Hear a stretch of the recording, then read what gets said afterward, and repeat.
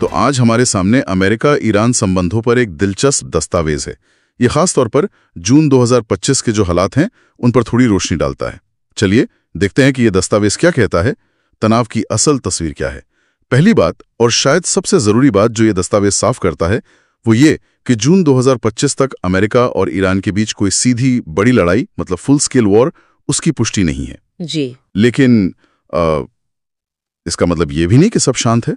तनाव तो बहुत ज्यादा है और जैसा दस्तावेज बताता है छोटी मोटी सैन्य कार्रवाइयां होती रहती हैं, ड्रोन घटनाएं हैं या फिर वो जो प्रॉक्सी गुट हैं उनकी झड़पें, इनसे अक्सर कंफ्यूजन होता है। बिल्कुल, और ये समझना जरूरी है जैसा आपने कहा कि ये तनाव कोई आज की बात नहीं है।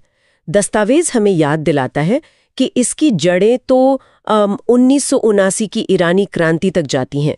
तब से ही मतलब दोनों देशों के रिश्ते कुछ ठीक नहीं रहे हैं, दुश्मनी वाले ही रहे हैं ज्यादातर।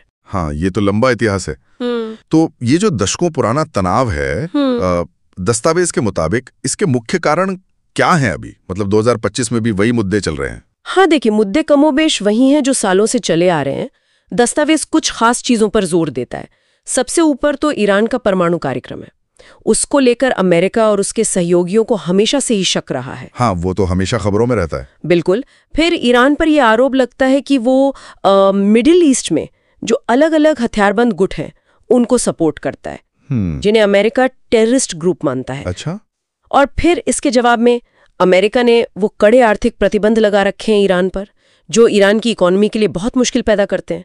और हाँ, एक और चीज है, इलाके में जो अमेरिकी ठिकाने हैं या फौजी हैं उन पर हमले ये भी तनाव बढ़ाते हैं। तो ये सब चीजें मिलकर एक बहुत ही विस्फोटक सा माहौल बना देती हैं। और ये माहौल पहले भी गरमाया है। दस्तावेज में 2020 की उस घटना का जिक्र है जब अमेरिका ने ईरानी जनरल कासिम सुलेमानी को मारा था। हाँ, वो बहुत बड़ी घटना थी। उसके बाद ईरान ने भी मिसाइलें दागी थीं। वो एक वक्त था जब लगा था कि शायद अब सीधी जंग हो जाएगी। और फिर प्रतिबंध और तेज हो गए। ईरान ने भी अपना परमाणु कार्यक्रम फिर से आगे बढ़ाया। वो सिलसिला तो चला ही। जी हाँ, वो एक अहम मोड़ था जरूर।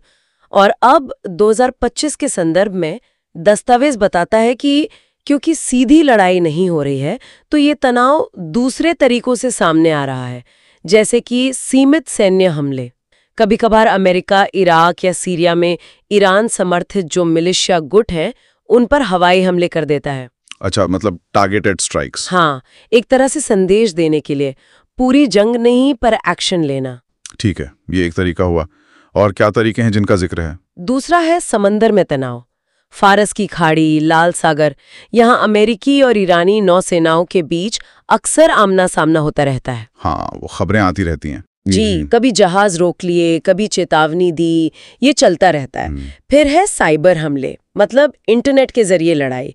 अमेरिका और ईरान से जुड़े जो हैकिंग ग्रुप्स हैं वो एक दूसरे के सिस्टम्स को निशाना बनाते रहते हैं। ये तो एक अदृश्य मोर्चा हो गया। बिल्कुल। और शायद जो सबसे ज्यादा अहम है वो है प्रॉक्सी युद्ध। प्रॉक्सी युद्ध जी, इसका मतलब है कि दूसरों के जरिए लड़ना, अपने सहयोगियों के जरिए। हाँ, बिल्कुल सही। दस्तावेज इस पर काफी जोर देता है।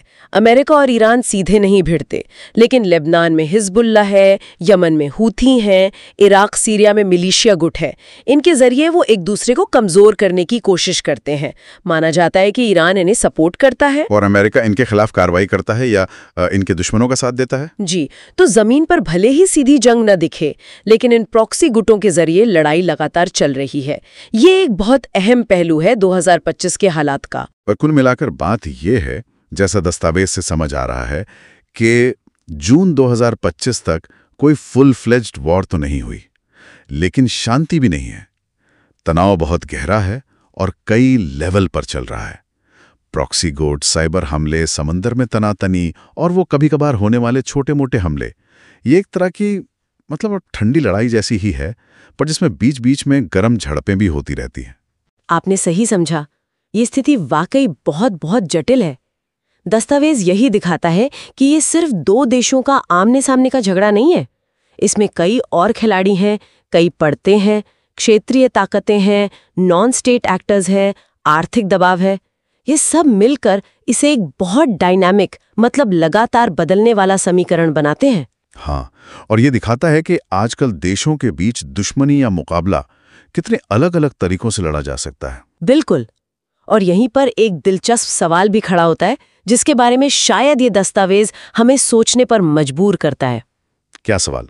वो ये कि हम संघर्ष के ये तरीके देख रहे हैं, प्रॉक्सी है, साइबर है, सीमित हमले हैं, तो क्या भविष्य में तनाव किसी ऐसे बिल्कुल नए रूप में सामने आ सकता है जिसकी शायद हमने अभी ठीक से कल्पना भी नहीं की हो?